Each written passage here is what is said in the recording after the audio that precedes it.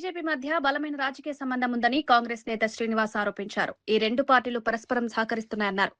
MP ఎన్నికల్లో BRS కు 0 సీట్లు వస్తాయని ధీమా వ్యక్తం చేశారు. ప్రజలు ఈ రెండు పార్టీల అసలు వైఖరిని అర్థం చేసుకున్నారని పేర్కొన్నారు. రాజకీయ ప్రయోజనాల కోసం కలిసి పనిచేస్తున్నారని విమర్శించారు. కాంగ్రెస్ పార్టీపై ప్రజల విశ్వాసం పెరుగుతోందన్నారు. రాబోయే ఎన్నికల్లో ఇది స్పష్టంగా కనిపిస్తుందని తెలిపారు. బ్లాక్ కాంగ్రెస్ కమిటీ అధ్యక్షులు అందరూ పేరు పేరున అందరికీ నా హృదయపూర్వక నమస్కారాలు ఈ సందర్భంగా తెలియజేస్తూ, జైత్యాల శాసనసభ్యులు సంజయ్ కుమార్ గారు జైత్యాల్లో జరుగుతున్నటువంటి రాజకీయ పరిణామాలు, ఈ పరిణామాలను అనుకూలంగా మలుచుకునే ప్రయత్నం చేస్తున్నటువంటి బీఆర్ఎస్ నాయకత్వం చేస్తున్నటువంటి తప్పిదాలు, వారి యొక్క దుర్బుద్ధి, వారి కుట్ర, వారి ఆలోచన అంతా కూడా సంజయ్ గారు చెప్పడం జరిగింది. మీరు క్రాస్ బీడ్ ఎన్నికల్లో ఓటేసినందుకు మిమ్మల్ని సస్పెండ్ చేసిన సందర్భాన్ని గుర్తు చేస్తూ మా గురించి మీరు మాట్లాడాల్సిన అవసరం లేదు. ప్రజాసేవలో ప్రజల అభివృద్ధి కోసం, ఈ ప్రాంతాల అభివృద్ధి కోసం మేము ఏ విధంగా పనిచేసినామనేటువంటి అంశాన్ని వారు చక్కగా చెప్పడం జరిగింది.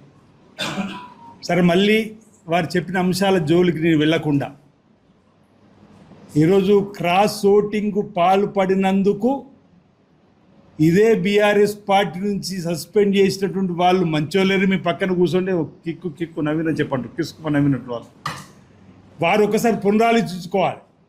నేను కొన్ని అంశాలు చెప్పే ప్రయత్నం చేస్తున్నాను. పచ్చి అబద్ధాలకు బ్రాండ్ అంబాసిడర్గా మారినటువంటి హరీష్ రావు గారికి ఈ మధ్యలో తోడేండు కేటీఆర్ గారు జైత్యాల్లో. పచ్చి అబద్ధాలు, కోడిగుడ్డు మీద ఈకలు పీకే ప్రయత్నం చేసిరు జైత్యాల్లో తప్ప వాళ్ళు కొత్తగా మాట్లాడింది ఏం లేదు. అసెంబ్లీలో మాట్లాడినా ప్రజలు తప్పుదో పట్టించేటువంటి,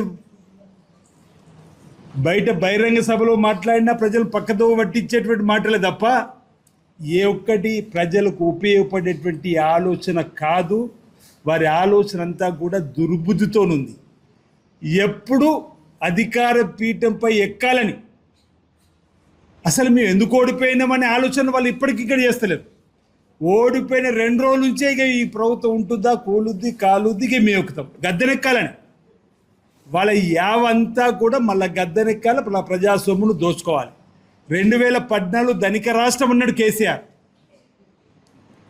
16,000 కోట్ల నిల్వధనము, 75,000 కోట్ల అప్పు. నిజమే, ఆ రోజు ధనిక రాష్ట్రమే. కానీ 10 ఏళ్ళు మీ చేతికి ఇస్తే అప్పుల కుప్ప రాష్ట్రంగా మార్చి 8 లక్షల కోట్ల అప్పులోకి తీసుకుని వాళ్ళ ధనదహం తీరలేదు అంటున్నాం. అందుకే నేను అంటున్నా, కోడిగుడ్డు మీద ఈకలు పీకే విధంగా కొత్తగా నినాదం, ఎవరో పోవాలి ఎవరో రావాలని ప్రజలు కోరుకుంటున్నారు. ఎవరు కోరుకుంటలేరు. రేవంత్ రెడ్డి గారు రావాలి, ఇందిరమ్మ రాజ్యం రావాలి, కాంగ్రెస్ ప్రభుత్వం రావాలని చెప్పిన ప్రజలు కోరుకుంటేనే కదా 2 ఏళ్లలో 3 మాసాల కింద ప్రజల గుద్దిన గుద్దుకు మీరు ఫామ్ హౌస్కే పరిమితమయ్యారు అంటున్నారు. ఆ రోజు కూడా ఒక మాట అన్నారు, సారు కారు 16. ఏమైంది మీ నినాదం అంటున్నా? సారు కారు 16 ఎంపీ ఎన్నికలు ఏమైందో అంటున్నా.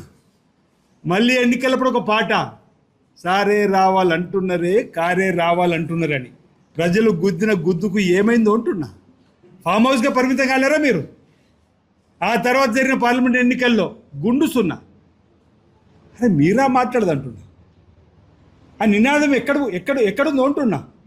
ప్రజలు కోరుకుంటున్న ఈరోజు రేవంత్ రెడ్డి సర్కార్ మళ్ళీ రావాలి.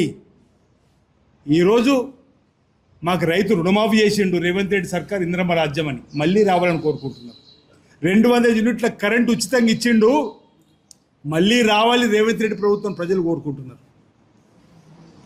ఈరోజు ఆడతళ్ళు మా ఆధార్ కార్డు ఉంటే ఆర్టీసీ బస్సు ఉచిత ప్రయాణం జరుగుతుంది, రావాలి రేవంత్ రెడ్డి సర్కార్ ఇందిరమ్మ రాజ్యం అని కోరుకుంటున్నారు.